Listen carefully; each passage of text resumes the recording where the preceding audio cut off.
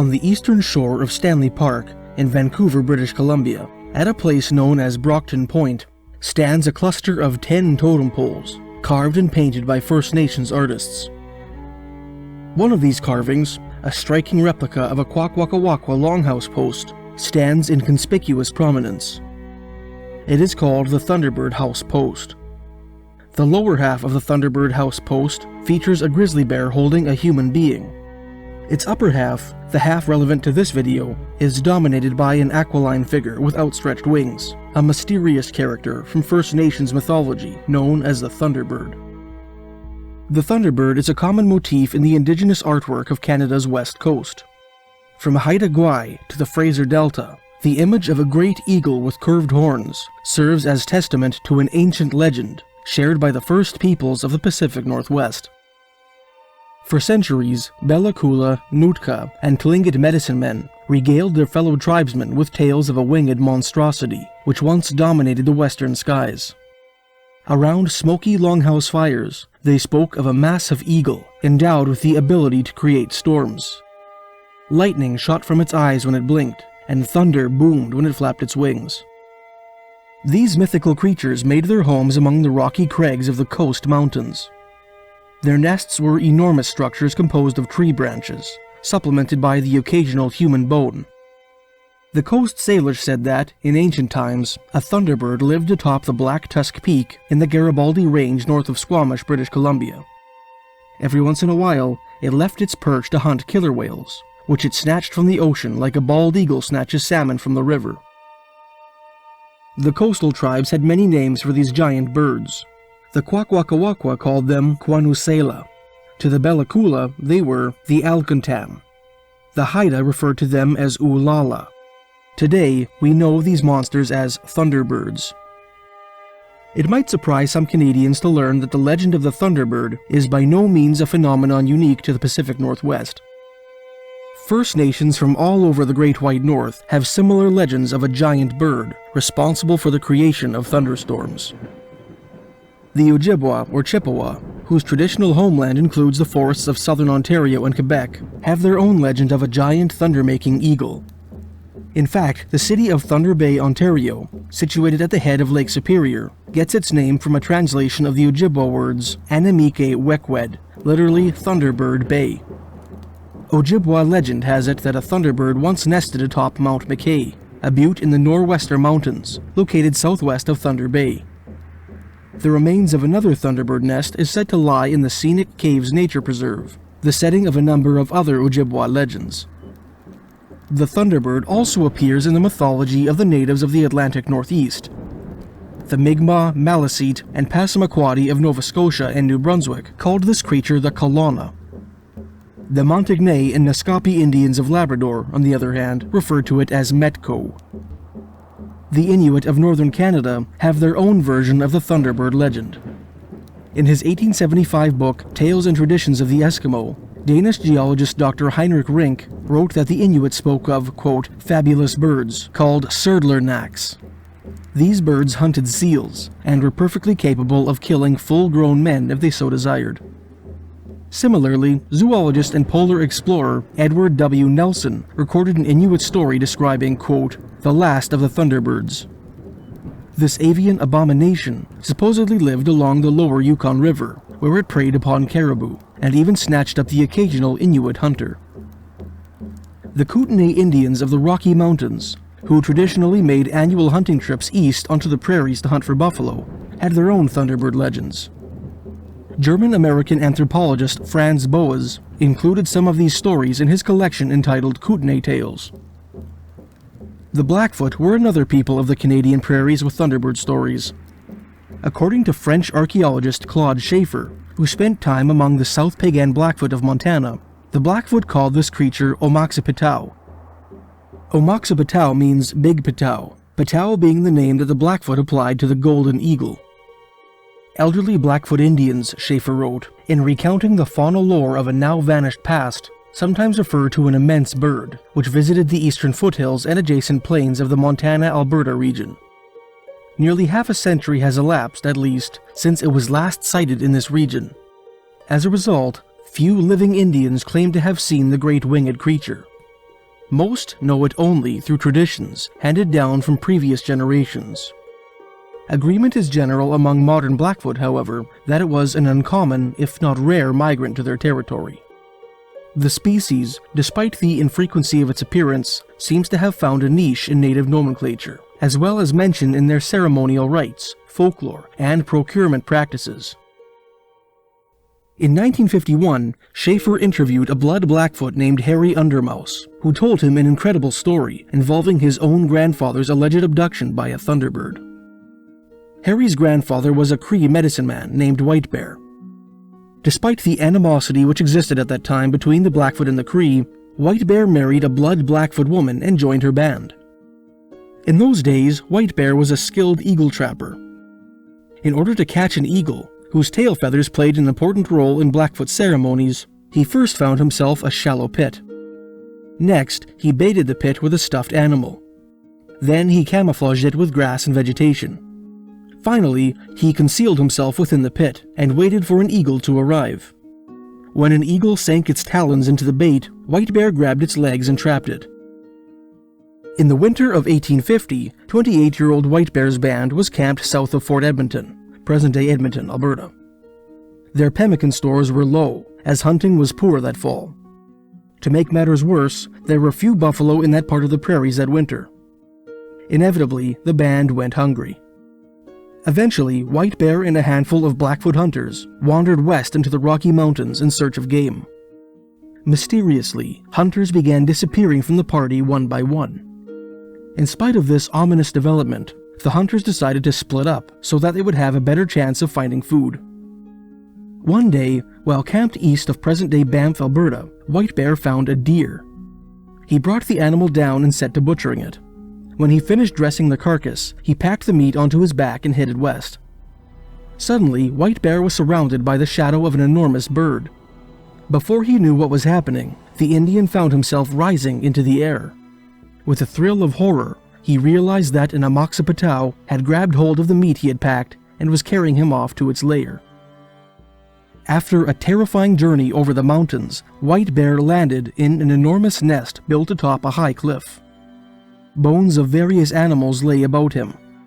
Some of these were unmistakably human, likely the last remains of the missing hunters.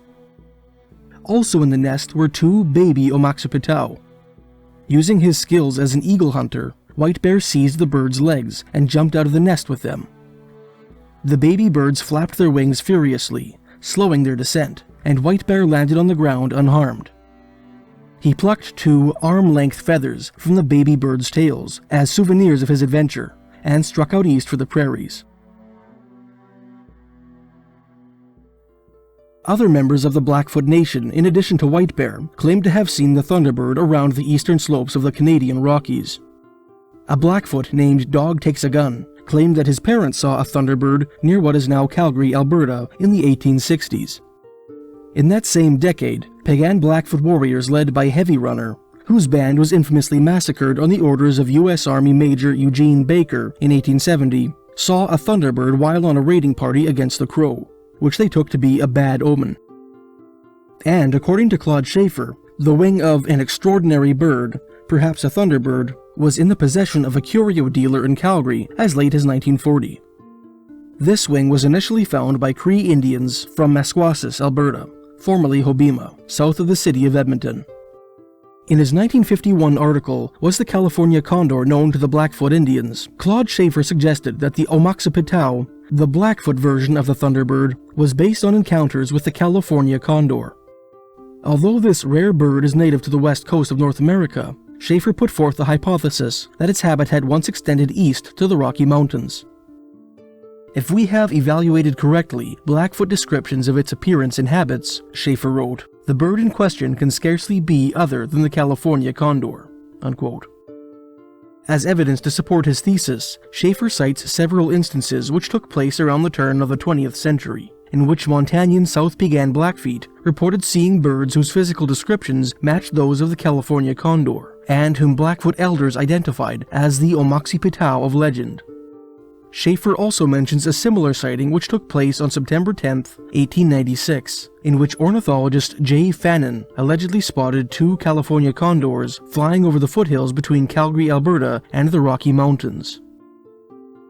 Schaeffer ends his essay by suggesting that many of the physical and behavioral characteristics which the Blackfoot ascribed to their legendary Thunderbird, such as its large size, its dark color, its naked head, its wariness, and, quote, its habit of soaring in great circles and suddenly darting off at great speed, unquote, correspond quite well with attributes of the California condor.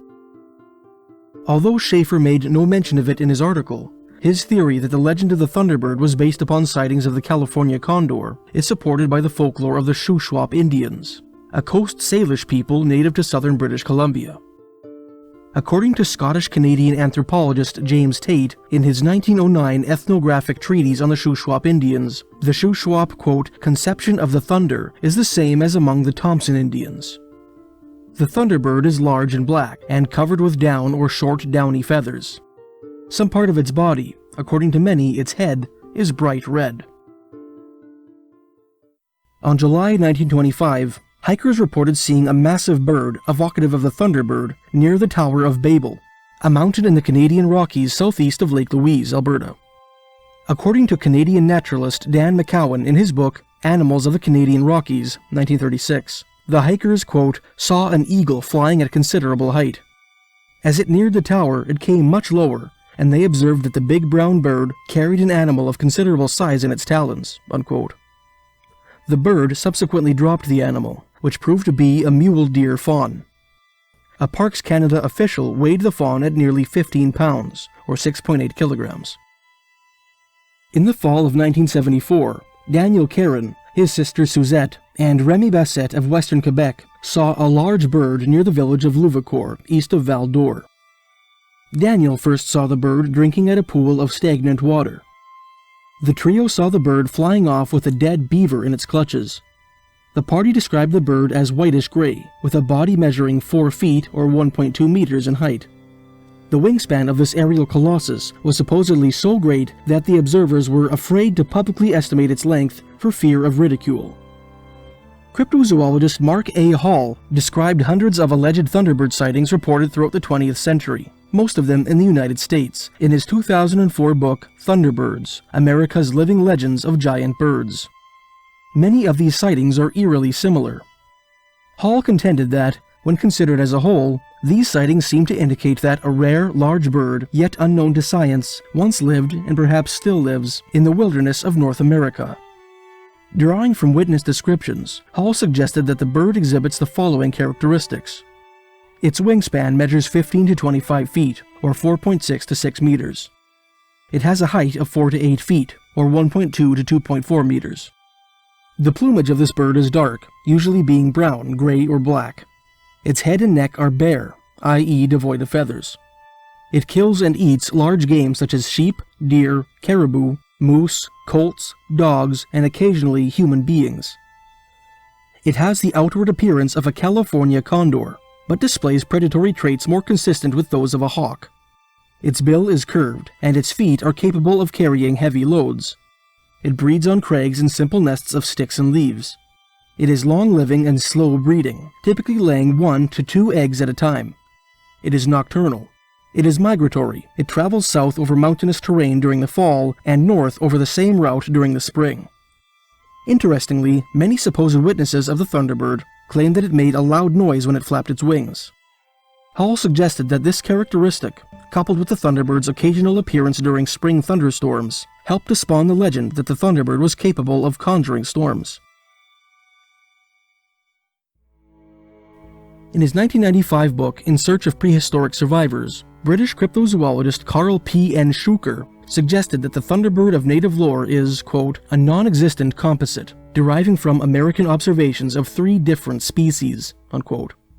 Specifically, these 3 species are the golden eagle, the California condor, and, quote, an undiscovered species of teratorn, unquote. Shuker argued that the Thunderbird's alleged ability to carry off large prey was, quote, inspired by that of the golden eagle, unquote. The golden eagle is one of the largest birds of prey in North America. Although these raptors occasionally appear in Canada's eastern provinces, they are more common in the west. Every fall, golden eagles from Alaska and northern Canada migrate south, riding thermals down the Rocky Mountains to the western United States. Golden eagles are powerful birds. Their broad wings, strong feet, and muscular pectorals allow them to lift and carry relatively heavy loads. In his book, Shuker recounted several instances in which golden eagles reportedly carried off human children. In 1838, for example, a golden eagle allegedly swooped down on a group of children playing on a mountainside in the Swiss Alps. The raptor sank its talons into a 5-year-old girl named Marie Delex and bore her away. 2 months later, a shepherd found Marie's half-eaten corpse lying on a rock about 1.5 miles from where she was abducted. Shuker also related an incident recounted by French biologist Félix Pouchet in his 1873 encyclopedia, The Universe. This incident supposedly took place in a schoolyard in Mississippi in 1868. One Thursday afternoon, a golden eagle descended upon a group of young boys playing marbles not far from the schoolhouse. The bird snatched up 8-year-old Jemmy Kenny and climbed into the sky with him. For one reason or another, the raptor dropped Jemmy from a tremendous height. The boy did not survive the incident. Shuker argued that incidents such as these served as the basis for the Thunderbird's ability to abduct human beings. Native storytellers exaggerated the Thunderbird's weight-carrying capacity for dramatic effect. In time, this mythical bird graduated from snatching children to plucking killer whales from the ocean. Descriptions of the Thunderbird's physical appearance, Shuker surmised, derived from native sightings of the California condor. With a wingspan of up to 10 feet, the California condor is the largest land bird in North America. Although this buzzard, with its black feathers and bald head, bears great resemblance to the red-headed vulture of India, it is actually more closely related to the stork, similar to the turkey vulture of North America. This carrion-eating colossus once dominated the skies of the Pacific Northwest, ranging from the west coast of British Columbia to the beaches of Baja California. Throughout the 19th century, settlers hunted the California condor to near extinction. Then, in the late 1980s, conservationists reintroduced the bird to the Californian wilderness. Today, this endangered species boasts a population of around 500. In his book, Shuker put forth the notion that the Thunderbird's tremendous size was inspired by sightings of, quote, an undiscovered species of teratorn. Teratorns are an extinct family of enormous birds, believed to have gone extinct near the end of the last ice age. Related to New World vultures, these avian behemoths were some of the largest flying birds to ever live. One teratorn species, Argentavis magnificens, had an estimated wingspan of up to 6.07 meters, or 19.9 feet, making it larger than a Cessna CR-3 aircraft.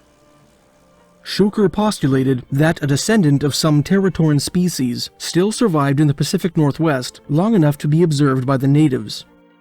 This creature's physical enormity, Shuker contended, helped to inspire the legend of the Thunderbird. According to Shuker, these Pleistocene relicts, despite their bulk, did not have the ability to carry off enormous prey like the Thunderbird of native lore. Like the California condor, they were anatomically related to storks. Therefore, Shuker maintained, they likely had relatively weak feet and were incapable of carrying heavy prey. Although most native traditions contend that the Thunderbird is some sort of giant, sometimes horned eagle, a small minority maintain otherwise. In some parts of the American West, the word Thunderbird was once used as a nickname for certain species of grouse or partridge. It's possible that this appellative stems from the ostentatious mating rituals of the male sage grouse, which takes place in the spring, when thunderstorms are most common. Perhaps certain Native American tribes assumed there was some sort of connection between the two. A more likely reason for native associations between the grouse and the Thunderbird was alluded to by German travel writer Johann Georg Kohl in his 1859 book Kichigami, Wanderings Around Lake Superior.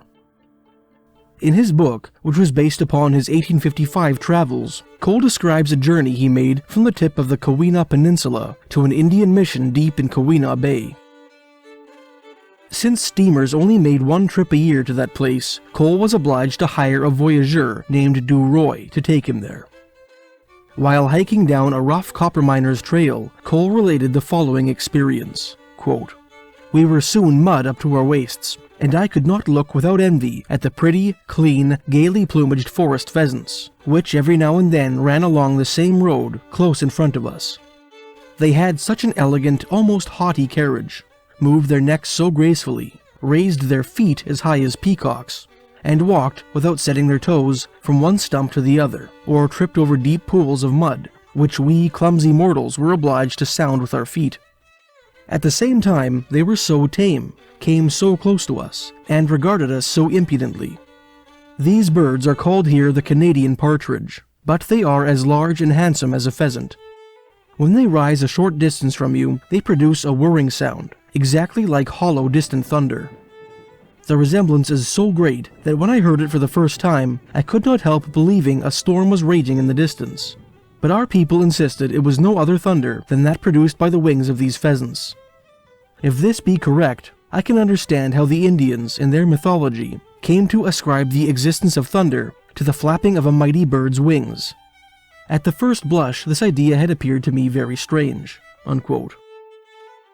Indeed, the male ruffed grouse of the Appalachian Mountains, sometimes called the prairie chicken, forms an unusual courtship display known as drumming, in which it beats its wings rapidly so as to produce a distinctive low-frequency sound. Although this noise, to the modern listener, perhaps most closely resembles the hum of a running lawnmower, it's easy to understand how native Canadians of yesteryear made the association between it and the rolling of distant thunder.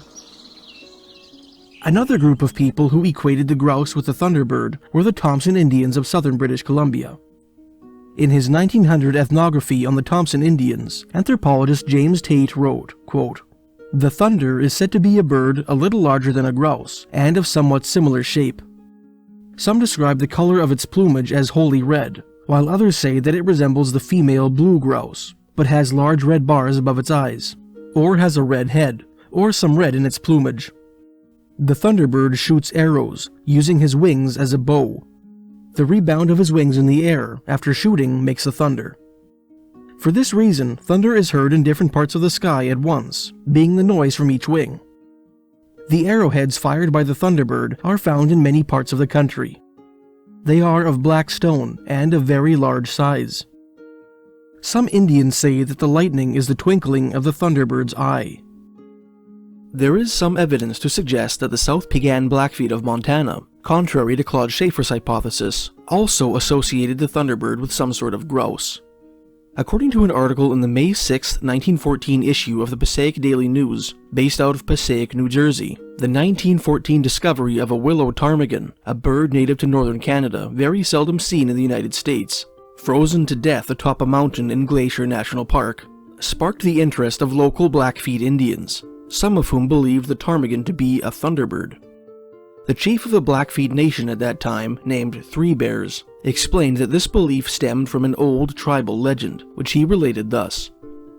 Long ago, there was an old man who was called Four Bears.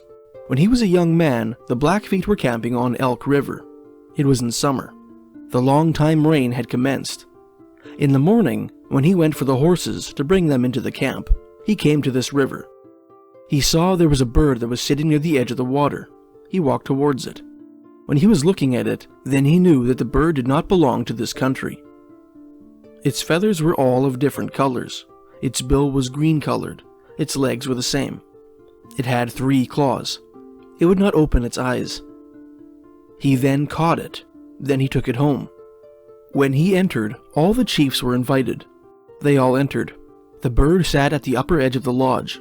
He told these chiefs, "Now here is a bird that you may look at to know what it is." It was not known. After a long while, Four Bears pushed it. When it opened its eyes, then it flashed lightning. The flap of the teepee lay open. The bird flew towards the door. When it opened its eyes again, then it flashed lightning again. When it flew, the thunder roared. That way, the thunder was seen." Unquote.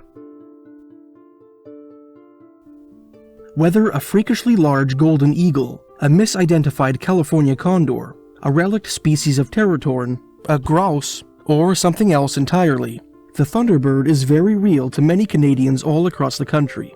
So the next time you find yourself weathering a thunderstorm in the Great White North, don't forget to look up.